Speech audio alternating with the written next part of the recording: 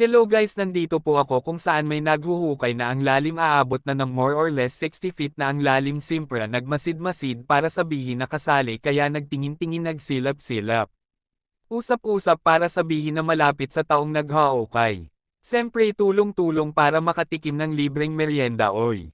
Meron akong napansin nakakaibang hugis na tambakan ng putik at kinuha ko isang hugis na bilog at ang tansya ko na nasa 4 na kilos ang bigat ayon sa nakikita ko para siyang cannonball at hindi na ko nagpatampak-tampak at ibinigay ko na lang sa naghaukay kasi di naman ako kasali sa kanila ayon na kayo na lang maghusga kung ano yung nakita ko.